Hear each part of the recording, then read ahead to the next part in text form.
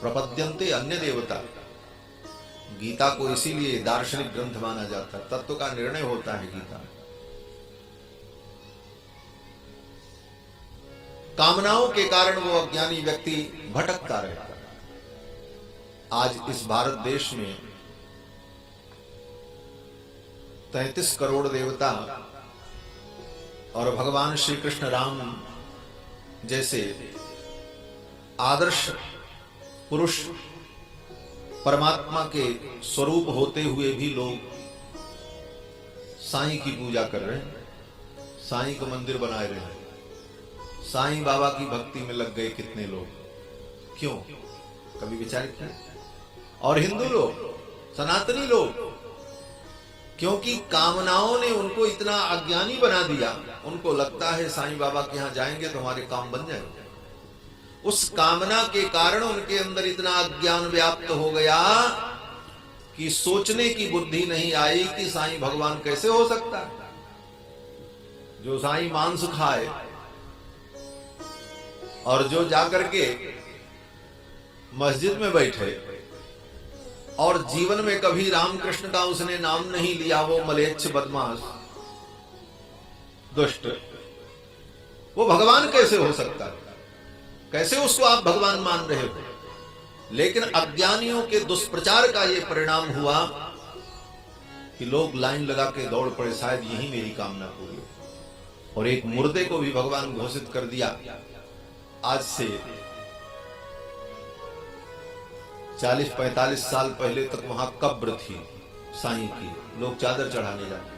हिंदुओं की संख्या जब बढ़ने लगी तो धीरे से बुद्धिमान लोगों ने, कमाई करने वाले लोगों ने वहां पर साईं की मूर्ति बना करके रखी, मुकुट पहना दिया, कपड़े पहना दिए, आरती उतारने लगे। पागल लोग जा रहे हैं दौड़ दौड़, साईं भगवान।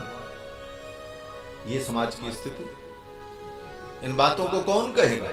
कोई धर्माचार्य ही तो कहेंगे। जो धर्म के पद पर बैठे हैं, धर्म की रक्षा के लिए जिनको नियुक्त किया गया कि भाई आप समाज को संभालो, सुधारो, वही ऐसी बात कह सकते हैं। हम लोगों को ये कहना पड़ता, इसीलिए कह रहा हूं कि अज्ञान का ही परिणाम है कि आज साईं भगवान बन गए, साईं का मंदिर बन गया। विचार करो, तुलसीदास जी से बड़े ज्ञानी थे क्या साईं?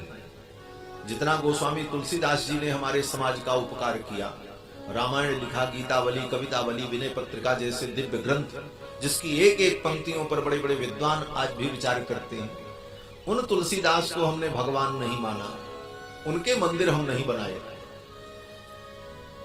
चाहते तो उनका भी मंदिर बना लेते, लेकिन वो भगवान नहीं है, भगवान के परम भक्त है। भक्त के रूप में उनको हमने स्वीकार किया। और ऐसे कितने भक्त हैं, भगवान शंकराचार्य, मीरा, सूर, कबीर, रहीम, रसखान, सबको अगर हम भगवान ही बना देंगे तो कितने मंदिर बनाएंगे। तो जब तुलसीदास और शंकराचार्य, रामानुजाचार्य और ऐसे ऐसे महापुरुषों के मंदिर हम नहीं बनाए, उनको आचार्य के रूप में, गुरु के रूप में, उपदेशक के रूप में श्रद्धा से देखते हुए उनके वचनों का हमने अनुपालन किया, तो इन सब के सामने साईं किस खेत की मूली है। लेकिन अज्ञानी लोगों ने, कामनाओं ने जिनकी बुद्धि का हरण कर लिया, ऐसे लोगों ने उनको भगवान बना करके पूजना शुरू किया। वो आज भी ऐसे लोग पूज रहे हैं। तो मूल बात यह है कि कामना व्यक्ति को अज्ञानी बनाती है, अज्ञान की ओर ले जाती है। इसीलिए बार बार गीता में निष्काम कर्मयोग की बात कही जाती है। कामनाओं को जितना तुम दूर करोगे अपने आप से, उतना ही शुद्ध ज्ञान जागृत होगा। आगे कहते हैं कि सुखदेव भगवान कि अगर कामना भी है, चलो मैं मानता हूं कामनाएं समाप्त नहीं हो रही हैं, कामना भी है, तो एक काम करो। बोले क्या काम करो? बोले इधर उधर मत भटको। अगर कामना भी है कि हमें अमुक अमुक वस्तु संसार में मिले, सुख मिले, संसार की चीजों की कामना है मन में, बोले तो कहीं इधर उधर मत जाओ, भगवान के पास आओ, भगवान की भक्ति करो। भगवान श्री राम, भगवान श्री कृष्ण, भगवान नारायण की भक्ति करो, भगवान शिव की भक्ति करो, तुम्हारी कामनाएं भी पूरी होंगी। और यही भगवान ही कृपा करके तुमको एक दिन निष्काम बना देंगे, और फिर भगवान की कृपा से तुम्हें मुक्ति की भी प्राप्ति हो जाए। क्यों बोले सही रास्ते से चलो, इधर उधर मत भटको।